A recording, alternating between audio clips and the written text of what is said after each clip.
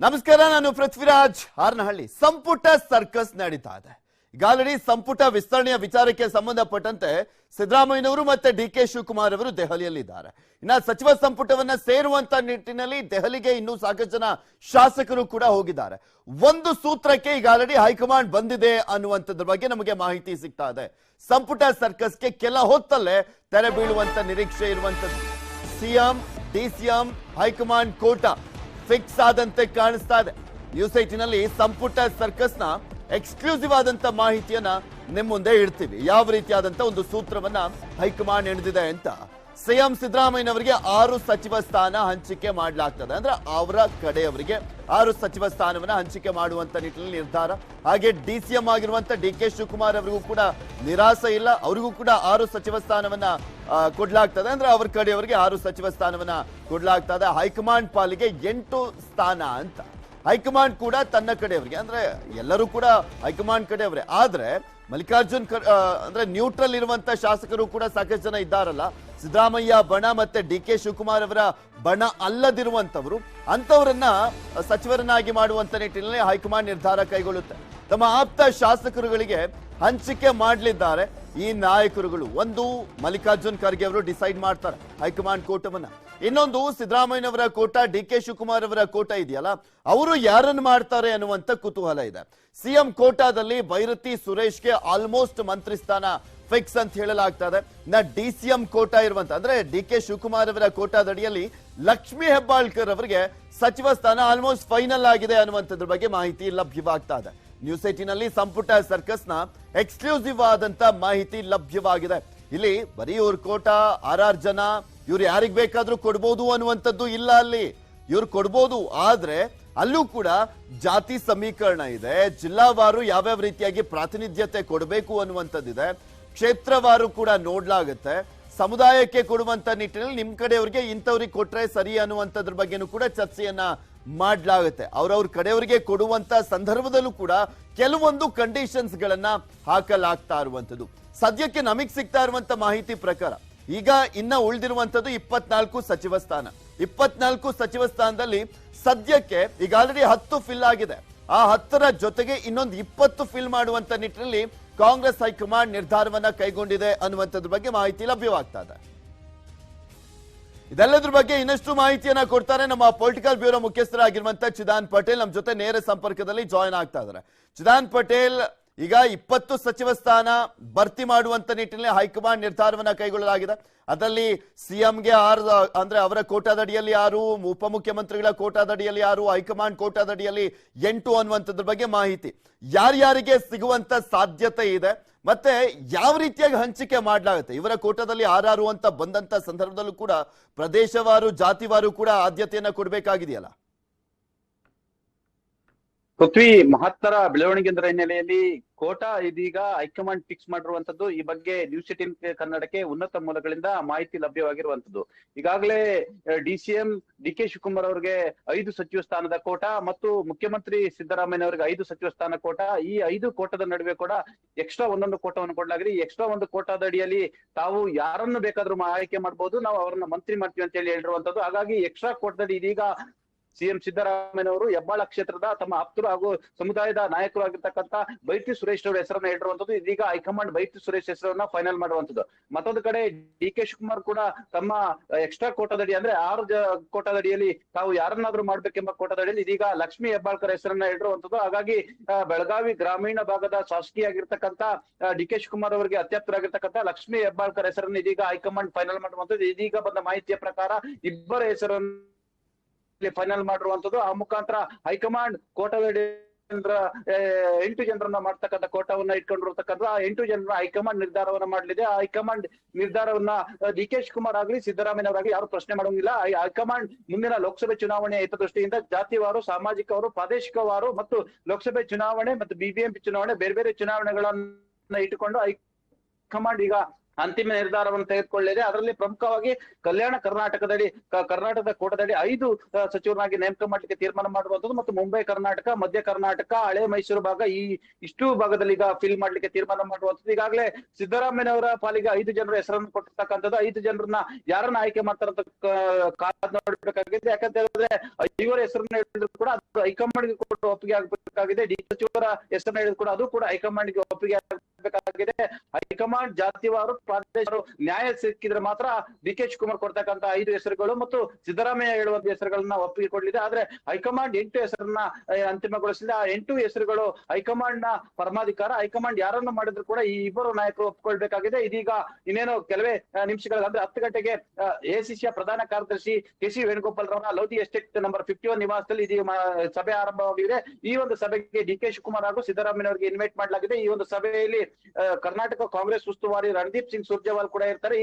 ಈ ಸಭೆಯ ನಂತರ ಪಡಿಸಲಿಕ್ಕೆ ಮಲ್ಲಿಕಾರ್ಜುನ್ ಖರ್ಗೆ ಅವರ ಬಳಿ ಎಲ್ಲಾ ನಾಯಕರು ಹೋಗ್ತಾರೆ. ಮಲ್ಲಿಕಾರ್ಜುನ್ ಖರ್ಗೆ ಅವರು ಪಟ್ಟಿಯನ್ನು ಒಪ್ಪಿಗೆ ಕೊಟ್ಟ ನಂತರ ಅಂತಿಮ ಸ್ಪರ್ಶದಂತೆ ರಾಹುಲ್ ಗಾಂಧಿ ಅಥವಾ ಪ್ರಿಯಾಂಕಾ ಗಾಂಧಿ ಜೊತೆ ಚರ್ಚೆ ಮಾಡಿ ಅಂತಿಮವಾಗಿ ಇವತ್ತು ಸಂಜೆ ಒಳಗಡೆ ಎಲ್ಲವೂ ಕೂಡ ಇತ್ಯರ್ಥ ಆಗಲಿದೆ ಅಂತ ಹೇಳಲಾಗ್ತದೆ. ಎಲ್ಲವೂ ಅಂದುಕೊಂಡಂತೆ ಆದ್ರೆ ನಾಳೆ ಕರ್ನಾಟಕ ಗಾಜಿನ ರಾಜಭವನದಲ್ಲಿ 20 ಜನರ ಸಚಿವರು ಪ್ರಮಾಣ ವಚನವನ್ನು ಸ್ವೀಕರಿಸಲಿದ್ದಾರೆ. ಈಗಾಗಲೇ ಒಂದು ಹಂತದ ಸಭೆ ನಿನ್ನೆ ರಾತ್ರಿ ಯಶಸ್ವಿಯಾಗಿರುವಂತ. ಹಾಗಾಗಿ ಬೆಳಿಗ್ಗೆ 10 ಗಂಟೆಗೆ ಕೆ.ಸಿ. ವೇಣುಗೋಪಾಲ್ ರವರ ನಿವಾಸದಲ್ಲಿ ಸಭೆ ಇರ್ತಕ್ಕಂಥ ಈ ಸಭೆ ಮಹತ್ವದ ಸಭೆ ಅಂತ ಹೇಳಲಾಗ್ತದೆ. ಯಾಕಂತಂದ್ರೆ ಸಿದ್ದರಾಮಯ್ಯನವರು ಯಾರ 5 ಹೆಸರನ್ನ ಹೇಳ್ತಾರೆ ಮತ್ತು ಡಿ.ಕೆ. ಶಿವಕುಮಾರ್ ಯಾವ 5 ಹೆಸರು ಹೇಳ್ತಾರೆ, ಆ 5 ಹೆಸರುಗಳಿಗೆ ನ್ಯಾಯಸಮ್ಮತವಾಗಿ ಸಚಿವ ಸ್ಥಾನ ಕೊಡಬಹುದಾ ಬೇಡವಾ ಎಂಬುದರ ಬಗ್ಗೆ ಕೂಡ ಹೈಕಮಾಂಡ್ ನಿರ್ಧಾರವನ್ನು ಮಾಡಲಿದೆ. ನಂತರ ಹೈಕಮಾಂಡ್ ನ ನಾಯಕರುಗಳು ಖರ್ಗೆ ಜೊತೆ ಚರ್ಚೆ ಮಾಡಿ 8 ಹೆಸರನ್ನ ಫೈನಲ್ ಮಾಡಲಿದೆ. ಹಾಗಾಗಿ ಈಗ 10 ಗಂಟೆಗೆ ನಡೆದಿರ್ತಕ್ಕಂಥ ಸಭೆ ಮಹತ್ವದ ಸಭೆ ಅಂತ ಹೇಳಲಾಗ್ತಿದೆ.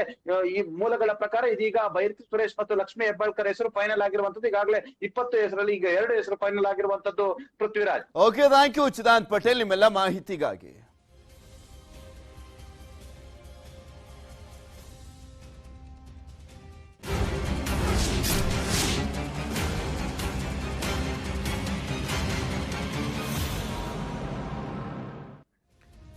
ಕಾಂಗ್ರೆಸ್ನ ಗ್ಯಾರಂಟಿ ವಿಚಾರಕ್ಕೆ ಸಂಬಂಧಪಟ್ಟಂತೆ ರಾಜ್ಯದಾದ್ಯಂತ ಯಾವ ರೀತಿಯಾಗಿ ಗ್ಯಾರಂಟಿ ಘೋಷಣೆ ಆಗ್ಬಿಟ್ಟಿದೆ. ನಮಗ್ ಸಿಗ್ಲೇಬೇಕು, ಕೊಡ್ಲೇಬೇಕು, ಬಿಲ್ ಕಲೆಕ್ಟ್ ಮಾಡಬೇಡಿ, ಅದು ಇದು ಅಂತೆಲ್ಲ ಸಾಕಷ್ಟು ಚರ್ಚೆಗಳಾಗ್ತಾ ಇರುವಂತದ್ದು ನಿಮಗೂ ಕೂಡ ಗೊತ್ತಿದೆ.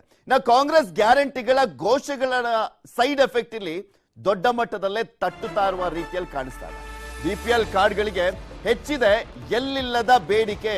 ಬಿಕಾಸ್ BPL ಕಾರ್ಡ್ ಪಡೆದುಕೊಂಡಂತ ಸಂದರ್ಭದಲ್ಲಿ ಹೆಚ್ಚಿನ ಅನುಕೂಲ ಆಗುತ್ತೆ, ಹೆಚ್ಚಿನ ಒಂದು ಈ ಗ್ಯಾರಂಟಿಗಳು ನಮ್ಮನ್ನ ತಲುಪುತ್ತೆ ಅನ್ನುವಂಥ ಲೆಕ್ಕಾಚಾರದಲ್ಲಿ ಸಾಕಷ್ಟು ಜನ ಇದ್ದಾರೆ. ಸೊ ಹೀಗಾಗಿ ಪ್ರತಿದಿನ BPL ಕಾರ್ಡ್ಗೆ 500ಕ್ಕೂ ಹೆಚ್ಚು ಅರ್ಜಿಯನ್ನ ಸಲ್ಲಿಕೆ ಮಾಡ್ತಾ ಇದ್ದಾರೆ. BPL ಕಾರ್ಡ್ ಇದ್ರಷ್ಟೇ ಗ್ಯಾರಂಟಿ ಭಾಗ್ಯ ಎಂಬ ಗಾಳಿ ಸುದ್ದಿ ಬೇರೆ ಹಬ್ಬಿರುವಂಥದ್ದು. ಗ್ಯಾರಂಟಿ ಸ್ಕೀಮ್ಗಳ ಫಲಾನುಭವಿಗಳಾಗ್ಲಿಕ್ಕೆ ಪೈಪೋಟಿ. ಸೊ ಹೀಗಾಗಿನೇ ಅರ್ಜಿಯನ್ನ ಹೆಚ್ಚಿನ ಸಂಖ್ಯೆಯಲ್ಲಿ ಸಲ್ಲಿಸ್ತಾ ಇದ್ದಾರೆ. ಒಟ್ಟು 3.36 ಲಕ್ಷ BPL APL ಕಾರ್ಡ್ ಅರ್ಜಿ ಸಲ್ಲಿಕೆ ಆಗಿದೆ. ಗ್ಯಾರಂಟಿ ಸ್ಕೀಮ್ಗಳು, ಅದರಲ್ಲೂ ಸ್ಪೆಷಲಿ ಕಾಂಗ್ರೆಸ್ ಈಗ ಆಲ್ರೆಡಿ ಅಧಿಕಾರಕ್ಕೆ ಬಂದಿರುವಂತಹ ಸಂದರ್ಭದಲ್ಲಿ ಪ್ರತಿದಿನನೂ ಕೂಡ ಕ್ಯೂ ಅಲ್ಲಿ ನಿಂತ್ಕೊಂಡು ಹೋಗ್ಬಿಟ್ಟು ಅರ್ಜಿಯನ್ನ ಸಲ್ಲಿಸ್ತಾ ಇದ್ದಾರೆ. BPL ಕಾರ್ಡ್ ಇದ್ದಂತ ಸಂದರ್ಭದಲ್ಲಿ ಸಾಕಷ್ಟು ಪ್ರಯೋಜನ ಆಗುತ್ತೆ, ನಾನಾ ರೀತಿಯಾದಂತ ಸ್ಕೀಮ್ಗಳು ನಮ್ಮನ್ನ ತಲುಪುತ್ತೆ ಅನ್ನುವಂತ ಉದ್ದೇಶದಿಂದ BPL ಕಾರ್ಡ್ನ ಫಲಾನುಭವಿಗಳಾಗುವಂತ ನಿಟ್ಟಿನಲ್ಲಿ ಹೆಚ್ಚಿನ ಸಂಖ್ಯೆಯಲ್ಲಿ BPL ಕಾರ್ಡ್ ಅನ್ನ ಪಡೆದುಕೊಳ್ಳುವಂತ ನಿಟ್ಟಿನಲ್ಲಿ ನಾನಾ ರೀತಿಯಾದಂತ ಕಸರತ್ತುಗಳನ್ನ ಮಾಡ್ತಾ ಇದ್ದಾರೆ ಜನ. ನ್ಯಾಷನಲ್ ಫುಡ್ ಸೆಕ್ಯೂರಿಟಿ ಆಕ್ಟ್ ಪ್ರಕಾರ 50% ಅರ್ಬನ್ ಏರಿಯಾ ಅಲ್ಲಿ population 50% of the population maximum ಕೊಡಬೇಕು. ಮತ್ತೆ ಅದರಲ್ಲಿ 75% ಆಫ್ ದ ರೂರಲ್ ಪಾಪ್ಯುಲೇಷನ್ ಅಷ್ಟು ಮ್ಯಾಕ್ಸಿಮಮ್ ಕ್ಯಾಪ್ ಇದೆ, ಕವರ್ ಮಾಡಬೇಕು ಸೆಂಟ್ರಲ್ ನ್ಯಾಷನಲ್ ಸೆಕ್ಯೂರಿಟಿ ಆಕ್ಟ್ ಪ್ರಕಾರ. ಅಲ್ಲಿ ತನಕ ಸೆಂಟ್ರಲ್ ಗವರ್ಮೆಂಟ್ ಎಲ್ಲ ಸಬ್ಸಿಡಿ ನಿಮ್ಗೆ ಕೊಡ್ತಾರೆ. ಅದು ಜಾಸ್ತಿ ಕೊಡ್ದ ಮೇಲೆ ಸ್ಟೇಟ್ ಗವರ್ಮೆಂಟ್ ಎಲ್ಲ ಬೇರ್ ಮಾಡಬೇಕು, ಅಂದ್ರೆ ಸ್ಟೇಟ್ ಬಜೆಟ್ ಅಂತ ಬರುತ್ತೆ. ನಮ್ಮ ಹತ್ರ ಟೋಟಲ್ ಇಲ್ಲ ಅದು ನ್ಯಾಷನಲ್ ಸೆಕ್ಯೂರಿಟಿ ಆಕ್ಟ್ ಪ್ರಕಾರ 4.01 crore ಮೆಂಬರ್ಸ್ ಇರಬಹುದು BPL ಅಲ್ಲಿ, AY ಸೇರಿ ಮತ್ತೆ AY ಪ್ಲಸ್ PHH ಎಲ್ಲ ಸೇರಿ. ನಮ್ಮ ಹತ್ರ ಟೋಟಲ್ ಇಲ್ಲಿ ಸದ್ಯಕ್ಕೆ 4.28 crores ಮೆಂಬರ್ಸ್ ಇದ್ದಾರೆ ಕರ್ನಾಟಕ, 4.28 crore ಕರ್ನಾಟಕದಲ್ಲಿ. ಸೊ ಇನ್ನು ಅದರ ಲಿಮಿಟ್ ಇಂದ ಜಾಸ್ತಿ ಇದೆ. ಸೊ ಏನಾದ್ರೂ ಇದ್ರ ಬಗ್ಗೆ ಇನ್ನಷ್ಟು ಮಾಹಿತಿಯನ್ನ ನೀಡ್ತಾರೆ ನಮ್ಮ ಪ್ರತಿನಿಧಿ ಶರಣು ಹಂಪಿ ನಮ್ಮ ಜೊತೆ ದೂರವಾಣಿ ಸಂಪರ್ಕದಲ್ಲಿ ಜಾಯ್ನ್ ಆಗ್ತಾರೆ. ಶರಣು ಹಂಪಿ, ಈಗ ಆಲ್ರೆಡಿ ಎಕ್ಸೀಡೆಡ್ ಆಗೋಗ್ಬಿಟ್ಟಿದೆ BPL ಕಾರ್ಡ್ ಅನ್ನ ಕೊಟ್ಟಿರುವಂತ ವಿಚಾರಕ್ಕೆ ಸಂಬಂಧಪಟ್ಟಂತೆ ನೋಡೋದಾದ್ರೆ, ಮತ್ತೊಂದ್ ಕಡೆ ಸ್ಕೀಮ್ಗಳನ್ನ ಪಡೆದುಕೊಳ್ಬೇಕು, ನಾವು ಕೂಡ ಫಲಾನುಭವಿಗಳಾಗಬೇಕು ಅನ್ನುವಂತ ನಿಟ್ಟಿನಲ್ಲಿ ಯಾವ ರೀತಿಯಾದಂತ ಪೈಪೋಟಿ ಇದೆ, ಅರ್ಜಿಯನ್ನ ಸಲ್ಲಿಸಲಾಗ್ತಾ ಇದೆ ರಾಜ್ಯದಲ್ಲಿ ಕಾಂಗ್ರೆಸ್ ಸರ್ಕಾರ ಬಂದ ಮೇಲೆ? ಪೃಥ್ವಿರಾಜ್, ಸಹಜ. ಯಾಕಂದ್ರೆ ಕಾಂಗ್ರೆಸ್ ಸರ್ಕಾರ ಬಂದ ಕೂಡಲೇ ಸಾಕಷ್ಟು ಗ್ಯಾರಂಟಿಗಳನ್ನ ನೀಡಿತು. ಅದರಲ್ಲೂ ಕೂಡ ಪ್ರಮುಖವಾದಂತ 5 ಗ್ಯಾರಂಟಿಗಳಿದ್ದಾವೆ. ಇವುಗಳಿಗೆ ಪ್ರಮುಖ ಮಾನದಂಡ ಆಗೋದು BPL ಕಾರ್ಡ್ ಹೊಂದಿರಬೇಕು ಅಂತ ಹೇಳಿ. ಸೊ ಈಗ BPL ಕಾರ್ಡ್ ಯಾರು ಹೊಂದಿಲ್ಲ, ಸೊ ಅವರೆಲ್ಲರೂ ಕೂಡ ಪ್ರಯತ್ನ ಪಡ್ತಾ ಇದ್ದಾರೆ. ಮತ್ತೆ APL ಕಾರ್ಡ್ ಹೊಂದಿದಂತವರು ಕೂಡ BPL ಕಾರ್ಡ್ಗೆ ಅರ್ಜಿಯನ್ನ ಹಾಕ್ತಾ ಇದ್ದಾರೆ. ಕಳೆದ 2 ತಿಂಗಳಿಂದನೂ ಕೂಡ ಈ ಪ್ರೋಸೆಸ್ ನ ಸಂಖ್ಯೆ ಏನಿದೆ, ಪ್ರತಿದಿನನೂ ಕೂಡ 500ಕ್ಕೂ ಹೆಚ್ಚು ಜನ ಅರ್ಜಿಯನ್ನು ಸಲ್ಲಿಸ್ತಾ ಇದ್ದಾರೆ ಮತ್ತು 200ಕ್ಕೂ ಹೆಚ್ಚು ಜನ ಈ ಬಗ್ಗೆ ಎನ್ಕ್ವೈರಿಯನ್ನ ಮಾಡ್ತಾ ಇದ್ದಾರೆ. ನಾವು ಈ BPL ಕಾರ್ಡ್ ಅನ್ನ ಅರ್ಜಿಯನ್ನ ಹೇಗೆ ಹಾಕ್ಬೇಕು, APL ಕಾರ್ಡ್ ಇದ್ದಂತವ್ರು ಮತ್ತು BPL ಕಾರ್ಡ್ಗೆ ಹೇಗೆ ನಾವು ವರ್ಗಾವಣೆ ಮಾಡ್ಕೊಳ್ಬೇಕು, ಈ ಬಗ್ಗೆ ಆಹಾರ ನಿಗಮ ಇಲಾಖೆಗೆ ಸಾಕಷ್ಟು ಜನ ಎನ್ಕ್ವೈರಿ ಮಾಡ್ತಾ ಇದ್ದಾರೆ, ವಿಚಾರಣೆಯನ್ನ ಮಾಡ್ತಾ ಇದ್ದಾರೆ. ಮತ್ತೆ BPL ಕಾರ್ಡ್ ಕೊಡಿ ಅಂತ ಹೇಳಿ ಸಾಕಷ್ಟು ದುಂಬಾಲನ್ನ ಬೀಳ್ತಾ ಇದ್ದಾರೆ. ಇಲ್ಲಿವರೆಗೂ ನೀವು 3.5 ಲಕ್ಷದಷ್ಟು BPL ಕಾರ್ಡ್ ಅರ್ಜಿಯನ್ನ ಸಲ್ಲಿಸಿದ್ದಾರೆ. ಅದರಲ್ಲೂ ಕೂಡ ಕಾಂಗ್ರೆಸ್ ಗೌರ್ಮೆಂಟ್ ಯಾವಾಗ ಬರುತ್ತೆ, ಗ್ಯಾರಂಟಿಗಳನ್ನ ಕೊಡ್ಲಿಕ್ಕೆ ಶುರು ಮಾಡಿದ್ರು, ಭರವಸೆಗಳನ್ನ ಪ್ರಣಾಳಿಕೆಯಲ್ಲಿ, ಆಗಿಂದಂತೂ ಪ್ರತಿದಿನನೂ ಕೂಡ ಇವುಗಳ ಸಂಖ್ಯೆ ಹೆಚ್ಚಾಗ್ತಾನೆ ಹೋಗ್ತಾ ಇದೆ. ಆದ್ರೆ ಸದ್ಯದ ನಿಯಮದ ಪ್ರಕಾರ, ಆಹಾರ ನಿಯಮದ ಪ್ರಕಾರ ಏನಿದೆ, ಈಗಾಗಲೇ ಅರ್ಧದಷ್ಟು ರಾಜ್ಯದಲ್ಲಿ ಇರುವಂತಹ ಜನಸಂಖ್ಯೆ ಅರ್ಧದಷ್ಟು ಈಗಾಗಲೇ BPL ಕಾರ್ಡ್ ಮತ್ತು APL ಕಾರ್ಡ್ ಅನ್ನು ಕೂಡ ಕೊಟ್ಟಿದ್ದಾರೆ. ಇದರಲ್ಲಿ BPL ಕಾರ್ಡ್ ನ ಸಂಖ್ಯೆನೇ ಹೆಚ್ಚಿರೋದು. ಈಗಲೂ ಕೂಡ ಅನುಮತಿ ನೀಡಬೇಕಾಗಿರೋದು 3,36,000 ಜನರಿಗೆ BPL ಕಾರ್ಡ್ ನ ಅನುಮತಿಯನ್ನ ನೀಡಬೇಕಾಗಿದೆ. ಇದರಲ್ಲಿ 1.5 ಲಕ್ಷ ಅನುಮತಿಯನ್ನ ನೀಡಿದ್ದೇವೆ ಅಂತ ಹೇಳ್ತಾರೆ. ಆದ್ರೆ ಎಲೆಕ್ಷನ್ ಸಂಬಂಧ ಮತ್ತು ಈ ಎಲ್ಲಾ ಕಾರಣಗಳಿಗಾಗಿ ಇದುವರೆಗೂ ಅವರಿಗೆ ಅಪ್ಲೈ ಆಗೋದು 5 ಗ್ಯಾರಂಟಿ ಸೇರಿದಂತೆ ಉಳಿದಂತ ಸ್ಕೀಮ್ ಗಳನ್ನ ಲೆಕ್ಕ ಹಾಕೊಂಡ್ರೆ ಬರೀ ಅಕ್ಕಿದಕ್ ಮಾತ್ರ 10 kg ಕೊಡ್ತಾರಲ್ಲ, ಅದು BPL ಕಾರ್ಡ್ನವ್ರಿಗೆ ಮಾತ್ರ ಅನ್ನುವಂಥದ್ದು ಅಷ್ಟೇ ಇರುವಂತದ್ದು. ಇನ್ಯಾವುದಕ್ಕೆ ಈಗ 2,000 ರೂಪಾಯಿ ಕೊಡುವಂತದಕ್ಕೂ ಕೂಡ BPL ಕಾರ್ಡ್ ಏನ್ ಬೇಕಾಗಿಲ್ಲ. ಅದಕ್ಕೊಂದು ಬೇರೆ ರೀತಿಯಾದಂತ ಅಂಕಿಅಂಶ ಇದೆ. ಇನ್ನ 200 ಯೂನಿಟ್ ವಿದ್ಯುತ್ಗಾಗಿರ್ಬೋದು ಅಥವಾ ಮಹಿಳೆಯರಿಗೆ ಬಸ್ ಪಾಸ್ ಕೊಡುವಂತ ವಿಚಾರ ಆಗಿರ್ಬೋದು, ಯುವ ನಿಧಿ ವಿಚಾರನೆ ಆಗಿರ್ಬೋದು, ಇದ್ಯಾವುದಕ್ಕೂ ಕೂಡ BPL ಕಾರ್ಡ್ ಏನ್ ಬೇಕಾಗಿಲ್ಲ. ಗಾಳಿ ಸುದ್ದಿಯ ಹಿನ್ನೆಲೆಯಲ್ಲಿ ಇಲ್ಲಿ ಹೆಚ್ಚಿನ ಸಂಖ್ಯೆಯಲ್ಲಿ ಅಪ್ಲಿಕೇಶನ್ಸ್ ಗಳು ಆಗ್ತಿರೋದು ಅಂತ ಕಾಣಿಸುತ್ತೆ. ಖಂಡಿತ ಪೃಥ್ವಿರಾಜ್, ಯಾಕಂದ್ರೆ BPL ಕಾರ್ಡ್ ಮಾನದಂಡ ಅಂತಂದ್ರೆ ಎಲ್ಲದಕ್ಕೂ ಕೂಡ ಸರ್ಕಾರ ಯೋಜನೆಗಳು ಏನಾದ್ರೂ ಸಿಗ್ಬೇಕಾದ್ರೆ BPL ಕಾರ್ಡ್ ಇದ್ರೆ ನಮ್ಗೆ ಎಲ್ಲದೂ ಕೂಡ ಸಿಗ್ತದೆ ಅನ್ನುವಂತ ಯೋಚನೆ ಇದೆ. ಮತ್ತೆ ಈ ಗಾಳಿ ಸುದ್ದಿ ಏನಿದೆ, ಅದರಲ್ಲೂ ಕೂಡ ನಿಮಗೆ 200 ಯೂನಿಟ್ ವಿದ್ಯುತ್ ಬಳಕೆ ಮಾಡ್ಬೇಕಾದ್ರೆ BPL ಕಾರ್ಡ್ ಇರೋರಿಗೆ ಗ್ಯಾರಂಟಿ ಸಿಕ್ಕೇ ಸಿಗುತ್ತೆ ಅನ್ನುವಂತ ಕನ್ಫರ್ಮೇಶನ್, ಅಂದ್ರೆ ಜನರಿಗೆ ಆ ರೀತಿಯಾಗಿ ಮನದಟ್ಟಾಗ್ಬಿಟ್ಟಿದೆ. ಆ ಕಾರಣಕ್ಕಾಗಿ ಆಹಾರ ಇಲಾಖೆಗೆ ಸಾಕಷ್ಟು ಜನ ದುಂಬಾಲು ಬೀಳ್ತಾ ಇದ್ದಾರೆ. ನಮಗೂ ಕೂಡ BPL ಕಾರ್ಡ್ ಕೊಡಿ ಅಂತ ಹೇಳಿ ಕೇಳ್ತಾ ಇದ್ದಾರೆ. ಸೊ ಡಿಮ್ಯಾಂಡ್ ಅಂತೂ ಈಗ ಹೆಚ್ಚಾಗಿದೆ. ಪೃಥ್ವಿ, ಓಕೆ, ಥ್ಯಾಂಕ್ ಯು ಶರಣು ಹಂಪಿ ನಿಮ್ಮೆಲ್ಲ ಮಾಹಿತಿಗಾಗಿ. ಇನ್ನು CM ಮತ್ತು DCM ಖಡಕ್ ವಾರ್ನಿಂಗ್ಗೆ ಎಚ್ಚೆತ್ತಿದ್ದಾರೆ DGP. ಇಂದು ಹಿರಿಯ ಪೊಲೀಸ್ ಅಧಿಕಾರಿಗಳ ಜೊತೆ ಸಭೆಯನ್ನ ನಡೆಸಲಾಗ್ತಾ ಇದೆ. ನೂತನ DGP ಆಗಿರುವಂತ ಅಲೋಕ್ ಮೋಹನ್ ಅವರಿಂದ ಮೀಟಿಂಗ್ ಅನ್ನ ಕರೆಯಲಾಗ್ತಾ ಇದೆ. ಮೊನ್ನೆ ಪೊಲೀಸ್ ಅಧಿಕಾರಿಗಳ ಒಂದು ಸಭೆಯ ಸಂದರ್ಭದಲ್ಲಿ ಮುಖ್ಯಮಂತ್ರಿಗಳು ಮತ್ತೆ ಉಪಮುಖ್ಯಮಂತ್ರಿಗಳು ಸರಿಯಾಗಿ ಖಡಕ್ ವಾರ್ನಿಂಗ್ ಅನ್ನ ಕೊಟ್ಟಿದ್ರು ಪೊಲೀಸ್ ಇಲಾಖೆಗೆ. ಪೊಲೀಸ್ ಕಮಿಷನರ್ ಆಗಿರುವಂತ ಪ್ರತಾಪ್ ರೆಡ್ಡಿ, DIGಗಳು, DCPಗಳ ಜೊತೆ ಇವತ್ತು DGP ಸಭೆಯನ್ನ ಮಾಡ್ತಾ ಇದ್ದಾರೆ. ಕಮಿಷನರ್ ಕಚೇರಿಯಲ್ಲಿ ಮೀಟಿಂಗ್ ಅನ್ನ ಮಾಡಲಾಗ್ತಾ ಇದೆ. ಸಭೆಯಲ್ಲಿ 4 ಪ್ರಮುಖ ಪ್ರಕರಣಗಳ ಬಗ್ಗೆ ಚರ್ಚೆಯನ್ನ ಕೂಡ ಮಾಡುವಂತ ಸಾಧ್ಯತೆ ಇದೆ.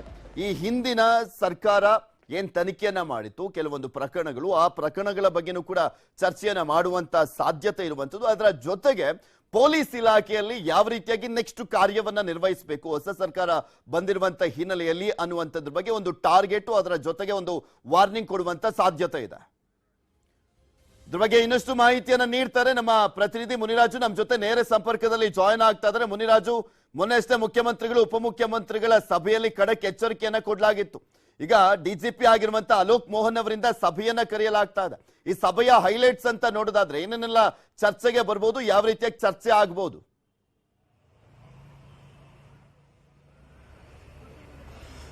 ಪೃಥ್ವಿ, ಇವತ್ತು ಏನು ಹೊಸ DGP ಆಗಿ ಅಧಿಕಾರ ಸ್ವೀಕಾರ ಮಾಡಿರುವಂತಹ ಏನು ಅಲೋಕ್ ಮೋಹನ್ ಏನಿದ್ರೆ, ಇವತ್ತು ಅವರು ಬೆಂಗಳೂರು ನಗರ ಪೊಲೀಸರ ಒಂದು ಸಭೆಯನ್ನ ಕರೆದಿದ್ದಾರೆ. ಈ ಒಂದು ಸಭೆಯಲ್ಲಿ ಬೆಂಗಳೂರಿನ ಕಾನೂನು ಸುವ್ಯವಸ್ಥೆ, ರೌಡಿ ಚಟುವಟಿಕೆಗಳು ಮತ್ತೆ ಡ್ರಗ್ಸ್ ಸೇರಿದಂತೆ ಕೆಲವು ಪ್ರಮುಖ ವಿಚಾರಗಳ ಬಗ್ಗೆ ಒಂದು ಚರ್ಚೆ ಮಾಡೋದಕ್ಕೂ ಸಹ ಮುಂದಾಗ್ತಾ ಇರುವಂತದ್ದು. ಮತ್ತೆ ಏನಂತಂದ್ರೆ, ಕಳೆದ 2 ದಿನಗಳಿಂದ ಮುಖ್ಯಮಂತ್ರಿ ಸಿದ್ದರಾಮಯ್ಯ ಮತ್ತೆ DCM DK ಶಿವಕುಮಾರ್ ಒಂದು ಹಿರಿಯ ಪೊಲೀಸ್ ಅಧಿಕಾರಿಗಳ ಒಂದು ಸಭೆಯನ್ನ ನಡೆಸಿದ್ರು. ಈ ವೇಳೆ ಸಭೆಯಲ್ಲಿ ಕೆಲವು ಏನು ಬೆಂಗಳೂರು ಸೇರಿದಂತೆ ರಾಜ್ಯದ ಕೆಲವು ಪೊಲೀಸಿಂಗ್ ವ್ಯವಸ್ಥೆ ಏನಿದೆ ಇದ್ರ ಬಗ್ಗೆ ಒಂದು ಸಾಕಷ್ಟು ಒಂದು ಖಡಕ್ ಎಚ್ಚರಿಕೆಗಳನ್ನು ಕೊಟ್ಟಿದ್ರು. ಪೊಲೀಸರು ಯಾವ ರೀತಿ ಕರ್ತವ್ಯ ನಿರ್ವಹಿಸ್ತಾ ಇದ್ದಾರೆ ಮತ್ತೆ ಮುಂದೆ ಯಾವ ರೀತಿ ಕರ್ತವ್ಯ ನಿರ್ವಹಿಸಬೇಕು ಅನ್ನೋದ್ರ ಬಗ್ಗೆ ಕೆಲವು ಸೂಚನೆಗಳನ್ನ ಕೊಟ್ಟಿದ್ರು. ಆ ಸಲುವಾಗಿ ಇವತ್ತು ಡಿಜಿಪಿ ಅಲೋಕ್ ಮೋಹನ್ ಅವರು ಬೆಂಗಳೂರು ನಗರ ವ್ಯಾಪ್ತಿಯ ಎಲ್ಲ ಒಂದು ಹಿರಿಯ ಅಧಿಕಾರಿಗಳು ಮತ್ತೆ ಪೊಲೀಸ್ ಕಮಿಷನರ್ ಸೇರಿದಂತೆ ಎಲ್ಲರ ಜೊತೆ ಒಂದು ಸಭೆ ನಡೆಸೋದಕ್ಕೆ ಮುಂದಾಗ್ತಾ ಇದ್ದಾರೆ. ಇದರಲ್ಲಿ ಬೆಂಗಳೂರು ನಗರದ ಪ್ರಮುಖ 4 ಪ್ರಕರಣಗಳು ಏನಿತ್ತು ಈ ಹಿಂದಿನ ಸರ್ಕಾರದಲ್ಲಿ ತನಿಖೆ ನಡೆಸಿದ್ದಂತ ಪ್ರಕರಣಗಳು, ಅವುಗಳ ಬಗ್ಗೆ ಒಂದು ಮಾಹಿತಿಗಳನ್ನ ಕೇಳೋದಕ್ಕೆ ಮುಂದಾಗಿರುವಂತದ್ದು. ಅದರಲ್ಲಿ ಸ್ಯಾಂಟ್ರೋ ರವಿ ಪತ್ನಿ ವಿರುದ್ಧ ದಾಖಲಾಗಿದ್ದಂತ ದರೋಡೆ ಪ್ರಕರಣ ಮತ್ತೆ PSI ಸ್ಕ್ಯಾಮ್ ಇರಬಹುದು, ಮತ್ತೆ ಅದೇ ರೀತಿ ಏನು ಬಿಟ್ಕಾಯಿನ್ ಹಗರಣ ಏನಿದೆ ಈ 3 ಪ್ರಕರಣಗಳು ಹಾಗೂ ನಾಗವರ ಬಳಿ ಒಂದು ಮೆಟ್ರೋ ಪಿಲ್ಲರ್ ಕುಸಿತ ಏನಾಗಿತ್ತು, ಈ ಒಂದು ಪ್ರಕರಣಕ್ಕೆ ಸಂಬಂಧಪಟ್ಟಂತೆ ಮಾಹಿತಿಯನ್ನ ಕೇಳೋದಕ್ಕೆ ಈಗ ಡಿಜಿಪಿ ಅವರು ಮುಂದಾಗ್ತಾ ಇದ್ದಾರೆ. ಆ 4 ಪ್ರಕರಣಗಳಿಗೆ ಸಂಬಂಧಪಟ್ಟಂತೆ ಕೇಸ್ ಫೈಲ್ ಏನಿದೆ ಅದನ್ನ ಈಗಾಗಲೇ ಪೊಲೀಸರು ತಯಾರಿಯನ್ನ ಮಾಡಿಕೊಂಡು ಇವತ್ತು ಮೀಟಿಂಗ್ ನಲ್ಲಿ ಆ ತನಿಖಾ ಹಂತದ ಬಗ್ಗೆ ಒಂದು ವಿವರಣೆ ಕೊಡೋದಕ್ಕೂ ಸಹ ಮುಂದಾಗ್ತಾ ಇದ್ದಾರೆ. ಇನ್ನ ಉಳಿದಂತೆ ಬೆಂಗಳೂರು ನಗರದಲ್ಲಿ ಕಾನೂನು ಸುವ್ಯವಸ್ಥೆ ಯಾವ ರೀತಿ ಇದೆ ಮತ್ತೆ ರೌಡಿ ಚಟುವಟಿಕೆಗಳನ್ನ ನಿಗ್ರಹ ಮಾಡೋದಕ್ಕೆ ಬೆಂಗಳೂರು ಪೊಲೀಸರು ಏನೆಲ್ಲ ಕ್ರಮಗಳನ್ನ ಕೈಗೊಂಡಿದ್ದಾರೆ ಮತ್ತೆ ಡ್ರಗ್ಸ್ ಜಾಲವನ್ನು ಯಾವ ರೀತಿ ಕಂಟ್ರೋಲ್ ಮಾಡೋದಕ್ಕೆ ಆಕ್ಷನ್ ತಗೊಳ್ತಾ ಇದ್ದಾರೆ ಅನ್ನೋದ್ರ ಬಗ್ಗೆ ಮಾಹಿತಿಗಳನ್ನ ಪಡೆಯೋದಕ್ಕೆ ಇವತ್ತು ಡಿಜಿಪಿ ಅವರು ಸಭೆ ಕರೆದಿದ್ದಾರೆ. ಇವತ್ತು 11 ಗಂಟೆಗೆ ಕಮಿಷನರ್ ಕಚೇರಿಯಲ್ಲಿ ಈ ಒಂದು ಸಭೆ ಆರಂಭ ಆಗಲಿದ್ದು ಬೆಂಗಳೂರು ನಗರದಲ್ಲಿ ಪೊಲೀಸರು ಯಾವ ರೀತಿ ಜನರ ಜೊತೆ ಮಿಂಗಲ್ ಆಗ್ತಾ ಇದ್ದಾರೆ, ಜನಸ್ನೇಹಿ ಪೊಲೀಸಿಂಗ್ ವ್ಯವಸ್ಥೆ ಯಾವ ರೀತಿ ಇದೆ ಅನ್ನೋದ್ರ ಬಗ್ಗೆ ಚರ್ಚೆ ನಡೆಸ್ತಾರೆ. ಪೃಥ್ವಿ. ಓಕೆ, ಥ್ಯಾಂಕ್ ಯು ಮುನಿರಾಜು ನಿಮ್ಮೆಲ್ಲ ಮಾಹಿತಿಗಾಗಿ. ಇನ್ನು ವಿವಾದ 2 ಕುಟುಂಬಗಳ ನಡುವೆ ಮಾರಾಮಾರಿ ನಡೆದಿದೆ. ಬಾವಿಯಾಳದಲ್ಲಿ 2 ಕುಟುಂಬಗಳ ಹೊಡೆದಾಟ. ಬೆಳಗಾವಿ ಜಿಲ್ಲೆ ಬೈಲಹೊಂಗಲ ತಾಲೂಕಿನ ಬಾವಿಯಾಳ ದೊಣ್ಣೆಗಳಿಂದ ಪರಸ್ಪರ ಹೊಡೆದಾಡ್ಕೊಂಡಿದ್ದಾರೆ ಕುಟುಂಬಸ್ಥರು. ಮಹಾರುದ್ರಪ್ಪ ಕುಂಬಾರ, ಶಂಕರಪ್ಪ ಕುಂಬಾರ ಮಧ್ಯೆ ಜಮೀನು ವಿಚಾರಕ್ಕೆ ಸಂಬಂಧಪಟ್ಟಂತೆ ವಿವಾದ ನಡೀತಾನೆ ಇತ್ತು. ಅದು ಈ ದೊಣ್ಣೆ ಹೊಡೆದಾಟಕ್ಕೆ ಕಾರಣವಾಗಿದೆ. ಫೈನಲಿ 4 ಗಾಯ ಆಗಿದೆ. ಬೈಲಹೊಂಗಲ ತಾಲೂಕು ಆಸ್ಪತ್ರೆಗೆ ದಾಖಲು ಮಾಡಲಾಗಿದೆ. ಒಂದೇ ಕುಟುಂಬದವರ ನಡುವೆ ನಡೆದಿರುವಂತ ಗಲಾಟೆ ಇದು. ಇದ್ರ ಬಗ್ಗೆ ಇನ್ನಷ್ಟು ಮಾಹಿತಿನ ನೀಡ್ತಾರೆ ನಮ್ಮ ಬೆಳಗಾವಿ ಪ್ರತಿನಿಧಿ ಚಂದ್ರಕಾಂತ್ ಸುಗಂಧಿ ನಮ್ಮ ಜೊತೆ ದೂರವಾಣಿ ಸಂಪರ್ಕದಲ್ಲಿ ಜಾಯಿನ್ ಆಗ್ತಾ ಇದ್ದಾರೆ. ಚಂದ್ರಕಾಂತ್, ಎಷ್ಟು ವರ್ಷಗಳಿಂದ ಈ ರೀತಿಯಾದಂತ ಒಂದು ವಿವಾದ ಇದೆ, ಈಗ ಅವರ ಪರಿಸ್ಥಿತಿ ಹೇಗಿದೆ ಆಸ್ಪತ್ರೆಗೆ ದಾಖಲಾದಂತವ್ರದ್ದು? ಪೃಥ್ವಿರಾಜ್, ಬೆಳಗಾವಿ ಜಿಲ್ಲೆಯ ಬೈಲಹೊಂಗಲ ತಾಲೂಕಿನ ಬಾವಿಹಾಳದಲ್ಲಿ ಒಂದು 2 ಕುಟುಂಬಗಳ ನಡುವೆ ಮಾರಾಮಾರಿ ನಡೆದಿರ್ತಕ್ಕಂಥದ್ದು. ಈಗ ಕೆಲವರನ್ನ ಸ್ಥಳೀಯ ಆಸ್ಪತ್ರೆಗೆ ದಾಖಲಿಸಿ ಚಿಕಿತ್ಸೆಯನ್ನ ಕೊಡಲಾಗಿದೆ. ಪ್ರಮುಖವಾಗಿ ಏನಂದ್ರೆ ಈ ಒಂದು ಘಟನೆಯಲ್ಲಿ ಶಂಕರಪ್ಪ ಕುಂಬಾರ ಮತ್ತು ಮಹಾರುದ್ರ ಕುಂಬಾರ ಈ 2 ಕುಟುಂಬಗಳ ನಡುವೆ ಅನೇಕ ವರ್ಷಗಳಿಂದ ಜಮೀನು ವಿವಾದ ಇತ್ತು. ಕೋರ್ಟ್ ಮೆಟ್ಲು ಕೂಡ ಏರಿತ್ತು. ಕೋರ್ಟ್ ಮೆಟ್ಲು ಕೂಡ ಈ ಒಂದು ಪ್ರಕರಣ ಏರಿತ್ತು. ಬಳಿಕ ಏನಂದ್ರೆ ಶಂಕರಪ್ಪ ಅನ್ನೋರು ಜಮೀನಲ್ಲಿ ಬೆಳೆದಂತಹ ಏನು ಸಾಗವಾನಿ ಗಿಡಗಳನ್ನ ಅಂದ್ರೆ ಅತ್ಯಂತ ಬೆಲೆ ಬಾಳುವ ಸಾಗವಾನಿ ಗಿಡಗಳನ್ನ ಕಡಿದಿದ್ದಾರೆ ಅಂತಕ್ಕಂಥ ಆರೋಪ ಇದೆ. ಹಾಗಾಗಿ 2 ಕುಟುಂಬಗಳ ನಡುವೆ ಮಾರಾಮಾರಿ ನಡೆದಿರ್ತಕ್ಕಂಥದ್ದು. ಏನು ಮನೆಯಲ್ಲಿ ಕೊಟ್ಟಿಗೆಯಲ್ಲಿ ಈ ರೀತಿ ಪರಸ್ಪರ ಬಡದಾಡಿಕೊಂಡಿದ್ದಾರೆ. ಸದ್ಯ ಈ ದೃಶ್ಯಗಳು ಸಾಮಾಜಿಕ ಜಾಲತಾಣದಲ್ಲಿ ಸಾಕಷ್ಟು ವೈರಲ್ ಆಗಿವೆ. ಏನು ಬೈಲಹೊಂಗಲ ಪೊಲೀಸ್ ಠಾಣೆಯಲ್ಲಿ ಪ್ರಕರಣ ದಾಖಲಾಗಿರ್ತಕ್ಕಂಥದ್ದು ಮತ್ತು 4 ಬೈಲಹೊಂಗಲದ ತಾಲೂಕು ಆಸ್ಪತ್ರೆಗೆ ದಾಖಲಿಸಿ ಚಿಕಿತ್ಸೆಯನ್ನ ಕೊಡಲಾಗುತ್ತೆ. ಏನು ಸಾಗವಾನಿ ಗಿಡಗಳನ್ನ ಕಳೆದ ಆರೋಪ ಹಿನ್ನೆಲೆಯಲ್ಲಿ ಇಷ್ಟೊಂದು ಗಲಾಟೆ ಆಗಿದೆ ಅಂತ ಹೇಳಿ ಈಗ ಹೇಳಲಾಗ್ತಿದೆ. ಪ್ರಮುಖವಾಗಿ 2 ದಿನಗಳ ಹಿಂದೆ ಈ ಒಂದು ಘಟನೆ ನಡೆದು ಸಾಕಷ್ಟು ಈಗ ಸಾಮಾಜಿಕ ಜಾಲತಾಣದಲ್ಲಿ ಈ ಒಂದು ಹೊಡೆದಾಟದ ದೃಶ್ಯಗಳು ವೈರಲ್ ಆಗ್ತಿದೆ. ಪೃಥ್ವಿರಾಜ್. ಓಕೆ, ಥ್ಯಾಂಕ್ ಯು ನಿಮ್ಮೆಲ್ಲ ಮಾಹಿತಿಗಾಗಿ ಚಂದ್ರಕಾಂತ್ ಸುಗಂಧಿ.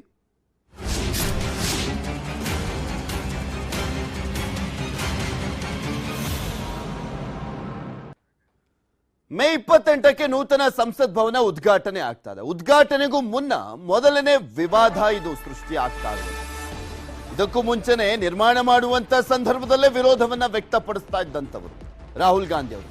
ಹೊಸ ಸಂಸತ್ ಯಾಕೆ ಬೇಕು ಅಂತ ಪ್ರಶ್ನೆಯನ್ನ ಮಾಡಿದಂಥವ್ರು ಈಗ ಉದ್ಘಾಟನೆ ವಿಚಾರಕ್ಕೆ ಸಂಬಂಧಪಟ್ಟಂತೆ ಪ್ರಶ್ನೆಯನ್ನ ಮಾಡ್ತಾ ಇರೋದು, ಆಕ್ರೋಶವನ್ನ ವ್ಯಕ್ತಪಡಿಸ್ತಾ ಇರುವಂತದ್ದು ಅಚ್ಚರಿ ಏನಲ್ಲ.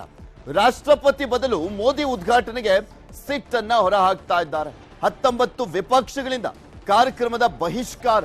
ರಾಷ್ಟ್ರಪತಿಯಿಂದ ಉದ್ಘಾಟನೆಗೆ ವಿಪಕ್ಷಗಳ ಪಟ್ಟು. ಮೋದಿ ಉದ್ಘಾಟನೆ ಮಾಡ್ತಾ ಇರೋದಕ್ಕೆ ರಾಹುಲ್ ಗಾಂಧಿ ಕಿಡಿಕಾರ್ತಾ ಇದ್ದಾರೆ. ಇವರ ಜೊತೆಗೆ 19 ವಿಪಕ್ಷಗಳು ಕೂಡ ಕೈ ಜೋಡಿಸಿರುವಂತದ್ದು. ಅವರು ಬಹಿಷ್ಕಾರವನ್ನ ಹಾಕ್ತಾ ಇದ್ದಾರೆ. ಉದ್ಘಾಟನೆಯ ಸಂದರ್ಭದಲ್ಲಿ ಒಂದು ಐತಿಹಾಸಿಕ ದಿನ. ಅದು ಐತಿಹಾಸಿಕ ದಿನದಲ್ಲಿ ಇವರ ವಿರೋಧ ಕಾಣಿಸ್ತಾ ಇದೆ. ಇದ್ರ ಬಗ್ಗೆ ಇನ್ನಷ್ಟು ಮಾಹಿತಿಯನ್ನ ನೀಡ್ತಾರೆ ನಮ್ಮ ಡೆಪ್ಯೂಟಿ ನ್ಯೂಸ್ ಎಡಿಟರ್ ಆಗಿರುವಂತ ರಾಘವೇಂದ್ರ ಗುಡಿ ನಮ್ಮ ಜೊತೆ ನೇರ ಸಂಪರ್ಕದಲ್ಲಿ ಜಾಯಿನ್ ಆಗ್ತಾ ಇದ್ದಾರೆ. ಗುಡಿ, ಸಂಸತ್ ಉದ್ಘಾಟನೆಯ ಸಂದರ್ಭದಲ್ಲಿ ಅಂದ್ರೆ ನಿರ್ಮಾಣ ಆಗ್ಬೇಕಾದ್ರೇನೆ ವಿರೋಧ ಮಾಡಿದಂಥವ್ರು ಏನ್ ಅವಶ್ಯಕತೆ ಇದೆ ಅಂತ ಪ್ರಶ್ನೆ ಮಾಡಿದಂಥವರಿಗೆ ಸಂಸತ್ ಉದ್ಘಾಟನೆ ವಿಚಾರ ಒಂದು ನೆಪವಾಗ್ತಾ ಇದೆ ಅಂತ ಹೇಳಿದ್ರೆ ತಪ್ಪಾಗ್ಲಿಕ್ಕಿಲ್ಲ ಅಂತ ಕಾಣಿಸುತ್ತೆ. ಯಾವ ರೀತಿಯಾಗಿ ಕಚ್ಚಾಟಕ್ಕೆ ಕಾರಣವಾಗಿದೆ ಉದ್ಘಾಟನೆ ವಿಚಾರ? ಪೃಥ್ವಿ, ಭಾರತಕ್ಕೆ ಸ್ವತಂತ್ರ ಸಿಕ್ಕಿ 75 ವರ್ಷ ಆಯ್ತು. ಇವತ್ತು ಕೂಡ ಭಾರತಕ್ಕೆ ತನ್ನದೇ ಆಗಿರ್ತಕ್ಕಂಥ ಸ್ವಂತ ಸಂಸತ್ತನ್ನ ಕಟ್ಟಿಕೊಳ್ಳೋದಕ್ಕೆ ಸಾಧ್ಯ ಆಗಿರ್ಲಿಲ್ಲ. ಬ್ರಿಟಿಷರು ಕಟ್ಟಿದಂತ ಕಟ್ಟಡದಲ್ಲಿಯೇ ಕಲಾಪಗಳನ್ನ ನಡೆಸಬೇಕಾಗಿತ್ತು, ಎಲ್ಲ ರೀತಿಯಾಗಿರ್ತಕ್ಕಂಥ ಚರ್ಚೆಗಳನ್ನ ಮಾಡ್ಬೇಕಿತ್ತು, ಕಾನೂನುಗಳನ್ನ ಪಾಸ್ ಮಾಡ್ಬೇಕಿತ್ತು. ಹೀಗಾಗಿ ಸಹಜವಾಗಿ ಪ್ರತಿಯೊಬ್ಬ ಭಾರತೀಯನಿಗೂ ಇದ್ದಂತ ಮಹತ್ವಾಕಾಂಕ್ಷೆ ಅಂದ್ರೆ ಭಾರತಕ್ಕೆ ತನ್ನದೇ ಆಗಿರ್ತಕ್ಕಂಥ ಒಂದು ಸಂಸತ್ತು ಬೇಕು, ಭಾರತದ ಪರಂಪರೆಯನ್ನ ಬಿಂಬಿಸುವಂತ, ಭಾರತದ ಸಂಸ್ಕೃತಿಯನ್ನ ಬಿಂಬಿಸುವಂತ, ಭವಿಷ್ಯದ ಭಾರತಕ್ಕೆ ಬೇಕಾಗಿರ್ತಕ್ಕಂಥ ಅವಕಾಶಗಳನ್ನ ಒಂದು ಕಲ್ಪಿಸುವಂತ ಸಂಸತ್ ಭವನ ಬೇಕಿತ್ತು. ಅಷ್ಟೇ ಒಂದು ಆಧುನಿಕವಾಗಿರ್ತಕ್ಕಂಥ ಸಂಸತ್ ಭವನ ಕೂಡ ಬೇಕಿತ್ತು. ಆ ಸಂಸತ್ ಭವನವನ್ನ ಕಟ್ಟಬೇಕು ಅಂತ ಕೇವಲ ಪ್ರಧಾನಮಂತ್ರಿ ನರೇಂದ್ರ ಮೋದಿ ಅಲ್ಲ, ಹಿಂದಿನ ಸಾಕಷ್ಟು ಪ್ರಧಾನಿಗಳು ಕೂಡ ಪ್ರಯತ್ನವನ್ನ ಪಟ್ಟಿದ್ರು. ಅದಕ್ಕೆ ಸಾಕಷ್ಟು ಚರ್ಚೆಗಳನ್ನ ಕೂಡ ಮಾಡ್ಲಾಗ್ತಿತ್ತು. ಆದ್ರೆ ಯಾವುದೂ ಕೂಡ ಕಾರ್ಯರೂಪಕ್ಕೆ ಬಂದಿರಲಿಲ್ಲ. ಆದ್ರೆ ಪ್ರಧಾನಮಂತ್ರಿ ನರೇಂದ್ರ ಮೋದಿ ಅವರು ಪ್ರಧಾನಿ ಆಗ್ತಿದ್ದ ಹಾಗೇನೆ ಅದನ್ನ ಕಾರ್ಯರೂಪಕ್ಕೆ ತರೋದಕ್ಕೆ ಮುಂದಾಗ್ತಾರೆ. ಇವತ್ತಿರ್ತಕ್ಕಂಥ ಸಂಸತ್ತಿನ ಪಕ್ಕದಲ್ಲೇನೆ ತ್ರಿಕೋಣಾಕೃತಿಯ ಹೊಸ ಒಂದು ಸೆಂಟ್ರಲ್ ವಿಸ್ತಾ ಪ್ರಾಜೆಕ್ಟ್ ಅನ್ನು ಜಾರಿಗೆ ತರಲಾಗುತ್ತೆ. ಹೊಸ ಸಂಸತ್ತು ಈಗ 28ನೇ ತಾರೀಕಿಗೆ ಉದ್ಘಾಟನೆ ಆಗುತ್ತೆ. ಇದು ಒಂದು ರೂಪ ಆಯ್ತು, ಒಂದು ಮುಖ ಆಯ್ತು. ಆದ್ರೆ ಇನ್ನೊಂದು ಕಡೆಯಿಂದ ವಿವಾದಕ್ಕೆ ಕಾರಣ ಆಗಿರೋದಂದ್ರೆ ಸಂಸತ್ ಭವನವನ್ನ ಪ್ರಧಾನಿಗಳೇ ಯಾಕೆ ಒಂದು ಉದ್ಘಾಟನೆಯನ್ನ ಮಾಡಬೇಕು ಅಂತ ಕೆಲವೊಬ್ರು ಪ್ರಶ್ನೆಯನ್ನ ಮಾಡ್ತಾ ಇದ್ದಾರೆ. ರಾಷ್ಟ್ರಪತಿಯಿಂದ ಉದ್ಘಾಟನೆಯನ್ನ ಮಾಡಿಸ್ಬೇಕು ಅಂತ ಕೆಲವೊಬ್ರು ಹೇಳ್ತಿದ್ದಾರೆ. ಅಸದುದ್ದೀನ್ ಓವೈಸಿ ರಾಷ್ಟ್ರಪತಿಯಿಂದ ಉದ್ಘಾಟನೆ ಮಾಡಿಸಿದ್ರು ನಾವು ಬರೋದಿಲ್ಲ, ಅದನ್ನ ಲೋಕಸಭೆ ಮುಖ್ಯಸ್ಥರೇ ಆಗಿರ್ತಕ್ಕಂಥ ಓಂ ಬಿರ್ಲಾ ಅವ್ರು ಮಾಡ್ಬೇಕು ಅಂತ ಕೂಡ ಒಂದಿಷ್ಟು ವಾದಗಳನ್ನ ಮತ್ತೆ ಬೇಡಿಕೆಗಳನ್ನ ಇಡ್ಲಾಗ್ತಾ ಇದೆ. ಆದ್ರೆ ಈಗ ಇಲ್ಲಿ ಆಗ್ತಿರ್ತಕ್ಕಂಥ ವಿಷಯ ಏನಂದ್ರೆ, ಒಟ್ಟಾರೆಯಾಗಿ ಎಲ್ಲ ವಿಪಕ್ಷಗಳು 2024ರ ಚುನಾವಣೆಗೆ ಒಂದು ರೂಪ್ ಕೆಳಗಡೆ ಅಂದ್ರೆ ಒಂದು ರೂಪ್ ಕೆಳಗಡೆ ಬರಬೇಕಾಗಿದೆ. ಒಟ್ಟಾಗಿ ಒಂದು ಕೇಂದ್ರ ಸರ್ಕಾರವನ್ನು ವಿರೋಧಿಸಬೇಕಾಗಿದೆ. ಅದಕ್ಕೆ ಪ್ರತಿಯೊಂದು ಕೂಡ ಕಾರಣಗಳನ್ನ ಹುಡುಕ್ಲಾಗ್ತಾ ಇದೆ. ಅಂತ ಕಾರಣಗಳಲ್ಲಿ ಇದು ಒಂದಾಗಿದೆ ಅಂತ ಸ್ಪಷ್ಟವಾಗಿ ಗೊತ್ತಾಗ್ತಾ ಇದೆ. ಯಾಕಂದ್ರೆ ಈ ಹಿಂದೆ ಕೂಡ ಸಂಸತ್ನಲ್ಲಿ ಆಗಿರ್ತಕ್ಕಂಥ ಸಾಕಷ್ಟು ಬದಲಾವಣೆಗಳನ್ನ ಅವತ್ತಿನ ಪ್ರಧಾನಿಗಳಂತ ರಾಜೀವ್ ಗಾಂಧಿ ಅವರು ಇರ್ಬೋದು, ಇಂದಿರಾ ಗಾಂಧಿ ಅವರು ಇರ್ಬೋದು, ಅವರು ಕೂಡ ಉದ್ಘಾಟಿಸಿದ್ರು. ಇವತ್ತು ಹೊಸ ಸಂಸತ್ ಬರ್ತಾ ಇದೆ, ಅದರ ಪ್ರಧಾನಿಗಳು ಉದ್ಘಾಟನೆಯನ್ನ ಮಾಡ್ತಾ ಇದ್ದಾರೆ. ಅದು ಸರಿ ತಪ್ಪು ಅನ್ನತಕ್ಕಂಥ ಪ್ರಶ್ನೆ ಬರೋದಿಲ್ಲ. ಯಾಕಂದ್ರೆ ಪ್ರಧಾನಿಗಳು ಕೂಡ ಭಾರತದ ಪ್ರಜೆಗಳೇ ಆರಿಸಿ ತಂದಿರ್ತಕ್ಕಂಥ, ಭಾರತದ ಪ್ರಜೆಗಳೇ ಮುಖ್ಯಸ್ಥರಾಗಿ ನೇಮಕ ಮಾಡಿಕೊಂಡಿರ್ತ ಒಂದು ಹುದ್ದೆ ಆಗಿರೋ ಕಾರಣದಿಂದಾಗಿ ಪ್ರಧಾನಿಗಳು ಉದ್ಘಾಟನೆಯನ್ನ ಮಾಡೋದ್ರಲ್ಲೂ ಕೂಡ ಯಾವುದೋ ದೊಡ್ಡ ಮಟ್ಟದ ತಪ್ಪುಗಳು ಕಾಣಿಸೋದಿಲ್ಲ. ಆದ್ರೆ ಅಲ್ಲೂ ಕೂಡ ಈಗ ಕಾರಣಗಳನ್ನ ಹುಡುಕ್ಲಾಗ್ತಾ ಇದೆ. ಇನ್ನೊಂದು ವಿಶೇಷ ಏನಂತ ನೋಡೋದಾದ್ರೆ, 19 ಪಕ್ಷಗಳಲ್ಲಿ ಇಂಡಿಯನ್ ನ್ಯಾಷನಲ್ ಕಾಂಗ್ರೆಸ್ ಇದೆ, DMK ಇದೆ, ಅದೇ ರೀತಿಯಾಗಿ ಶಿವಸೇನೆಗಳಿದಾವೆ, ಎಡಪಕ್ಷಗಳಿದಾವೆ, ಹೀಗೆ ವಿವಿಧ ಪಕ್ಷಗಳಿದ್ರು ಕೂಡ ಆಂಧ್ರ ಪ್ರದೇಶದ ಜಗನ್ಮೋಹನ್ ರೆಡ್ಡಿ ಇದಾರಲ್ಲ, ಅವರು ಒಂದು ಸ್ಪಷ್ಟವಾದಂತ ಟ್ವೀಟ್ ಅನ್ನ ಮಾಡಿದ್ದಾರೆ, ಕಾಂಗ್ರಾಚುಲೇಷನ್ಸ್ ಹೇಳಿದ್ದಾರೆ ನರೇಂದ್ರ ಮೋದಿ ಅವರಿಗೆ. ಜೊತೆಗೆ ಇದು ಕೇವಲ ಒಂದು ಪಕ್ಷದ ಸಂಸತ್ತಲ್ಲ, ಇದು ಇಡೀ ಎಲ್ಲ ಭಾರತೀಯರಿಗೆ, ಎಲ್ಲ ಪಕ್ಷಗಳಿಗೂ ಸೇರ್ತಕ್ಕಂಥ. ನಾನು ಅವಾಗ್ಲೇ ಹೇಳ್ತಾ ಇದ್ನಲ್ಲ, ಒಂದು ನೆಪ ಬೇಕಾಗಿತ್ತಷ್ಟೇ ಅಂತ ಒಂದು ಮೆನ್ಷನ್ ಮಾಡ್ತಾ ಇದ್ರು ಬಿಜೆಪಿಯ ವಕ್ತಾರರು. ಇಲ್ಲಿ ಪ್ರಮುಖವಾಗಿ 8 ವಿಧಾನಸಭೆ ಅಂದ್ರೆ ವಿಧಾನಸೌಧವನ್ನ ಉದ್ಘಾಟನೆ ಮಾಡಲಾಗಿದೆ ಕಾಂಗ್ರೆಸ್ ಆಡಳಿತ ಇರುವಂತ ರಾಜ್ಯಗಳಲ್ಲಿ. ಅಲ್ಲಿ ಮುಖ್ಯಮಂತ್ರಿಗಳು ಉದ್ಘಾಟನೆ ಮಾಡಿದ್ದಾರೆ, ರಾಜ್ಯಪಾಲರನ್ನ ಆಹ್ವಾನಿಸಿಲ್ಲ. ಇದೊಂದು ರೀತಿಯಾದಂತ ಇಬ್ಬಗೆಯ ನೀತಿ ಅಲ್ವಾ ಅಂತ ಕಾಂಗ್ರೆಸ್ ಸ್ಟ್ಯಾಂಡ್ ಅನ್ನ ಪ್ರಶ್ನೆ ಮಾಡಿರೋದು. ಇದು ಖಂಡಿತವಾಗಿ ಇಲ್ಲಿ ಪ್ರಶ್ನೆಗಳು ಮೂಡ್ತಾ ಇದಾವೆ. ಯಾಕಂದ್ರೆ ಇವತ್ತು ಪ್ರಧಾನಿಗಳು ಉದ್ಘಾಟನೆ ಮಾಡ್ತಾ ಇದ್ರು ಕೂಡ ಅದು ಅವರ ಒಂದು. ಓಕೆ, ಧನ್ಯವಾದ ರಾಘವೇಂದ್ರ ಗುಡಿ ನಿಮ್ಮೆಲ್ಲ ಮಾಹಿತಿಗಾಗಿ. ಈಗ ಸಹಜವಾಗಿ ನೂತನ ಸಂಸತ್ ಭವನ ಉದ್ಘಾಟನೆ ವಿಚಾರಕ್ಕೆ ಸಂಬಂಧಪಟ್ಟಂತೆ 19 ವಿಪಕ್ಷಗಳು ಪ್ರಧಾನಮಂತ್ರಿ ನರೇಂದ್ರ ಮೋದಿ ಅವರು ಉದ್ಘಾಟನೆ ಮಾಡ್ತಾ ಇರುವಂತ ವಿಚಾರಕ್ಕೆ ಸಂಬಂಧಪಟ್ಟಂತೆ ಬಹಿಷ್ಕಾರವನ್ನ ಮಾಡಿದ್ದಾರೆ. ರಾಷ್ಟ್ರಪತಿಗಳಿಂದ ಉದ್ಘಾಟನೆ ಮಾಡಿಸಿದ್ರಷ್ಟೇ ನಾವು ಬರ್ತೀವಿ, ಇಲ್ಲ ಅಂದ್ರೆ ನಾವು ಬರೋದಿಲ್ಲ ಅಂತ ಹೇಳ್ತಾ ಇದ್ದಾರೆ. ಇದು ಐತಿಹಾಸಿಕ ಸಮಾರಂಭ ಇದು. ಇನ್ನ ಕಾಂಗ್ರೆಸ್ ಮತ್ತು ಬಿಜೆಪಿಯ ನಡುವೆ ಇದೇ ವಿಚಾರಕ್ಕೆ ಸಂಬಂಧಪಟ್ಟಂತೆ ವಾಗ್ಯುದ್ಧ ನಡೀತಾ ಇದೆ. 3 ರಾಷ್ಟ್ರಗಳ ಪ್ರವಾಸ ಮುಗಿಸಿ ಪ್ರಧಾನಮಂತ್ರಿ ನರೇಂದ್ರ ಮೋದಿ ಭಾರತಕ್ಕೆ ಹಿಂದಿರುಗಿದ್ದಾರೆ. ದೆಹಲಿಯ ಪಾಲಂ ವಿಮಾನ ನಿಲ್ದಾಣದಲ್ಲಿ ಬೆಳಗ್ಗೆ 5:10 ಸುಮಾರಿಗೆ ಪ್ರಧಾನಮಂತ್ರಿ ನರೇಂದ್ರ ಮೋದಿ ಅವರು ಆಗಮಿಸಿದರು. ಜಪಾನ್, ಪಪುವಾ ನ್ಯೂಗಿನಿಯಾ, ಆಸ್ಟ್ರೇಲಿಯಾ ಪ್ರವಾಸವನ್ನು ಮುಗಿಸಿ ಪ್ರಧಾನಮಂತ್ರಿ ನರೇಂದ್ರ ಮೋದಿ ಅವರು ಹಿಂದಿರುಗಿದ್ದಾರೆ ಭಾರತಕ್ಕೆ. ಪ್ರಧಾನಿ ಮೋದಿ ಅವರನ್ನ ಬಿಜೆಪಿ ರಾಷ್ಟ್ರೀಯ ಅಧ್ಯಕ್ಷ JP ನಡ್ಡಾ ಸ್ವಾಗತಿಸಿದರು. ಕಳೆದ 6 ದಿನಗಳಲ್ಲಿ ಪ್ರಧಾನಿ ಮೋದಿ ಅವರು ಜಪಾನ್, ಪಪುವಾ ನ್ಯೂಗಿನಿಯಾ ಮತ್ತು ಆಸ್ಟ್ರೇಲಿಯಾದಲ್ಲಿ ಹಲವು ಸಭೆಗಳನ್ನ ನಡೆಸಿದ್ದಾರೆ. ಬೆಂಗಳೂರಿನ ವರ್ತೂರು ರಸ್ತೆಯಲ್ಲಿ ನಡೆದಂತ ಅಪಘಾತದಲ್ಲಿ ಬಾಲಕ ಪವಾಡ ಸದೃಶ್ಯವಾಗಿ ಪಾರಾಗಿದ್ದಾನೆ. ಕಾರು ಚಾಲಕನ ಸಮಯ ಪ್ರಜ್ಞೆಯಿಂದ ಬಾಲಕ ಪ್ರಾಣಾಪಾಯದಿಂದ ಪಾರಾಗಿದ್ದಾನೆ. ಚಲಿಸ್ತಾ ಇದ್ದಂತ ಕಾರಿಗೆ ಬಾಲಕ ದಿಢೀರ್ ಅಡ್ಡ ಬಂದ್ಬಿಟ್ಟ. ಈ ವೇಳೆ ಕಾರು ಬಾಲಕನಿಗೆ ಡಿಕ್ಕಿ ಹೊಡೆದಿದೆ. ಅಷ್ಟರಲ್ಲೇ ಎಚ್ಚೆತ್ತಂತ ಚಾಲಕ ಬ್ರೇಕ್ ಅನ್ನ ಹಾಕಿ ಕಾರನ್ನ ನಿಲ್ಲಿಸಿದ.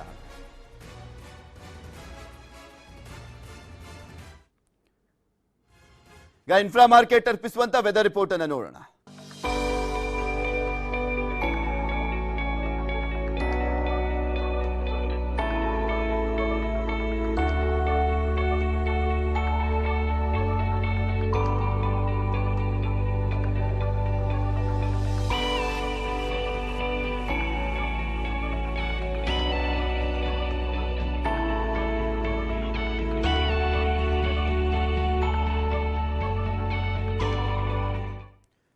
ಇವಿಷ್ಟು ಈ ಕ್ಷಣದವರೆಗಿನ ಸುದ್ದಿ ನೋಡ್ತಾ ಇರಿ ನ್ಯೂಸ್ 18 ಜಾಲ ನಮ್ಮದು ಬಲ ನಿಮ್ಮದು.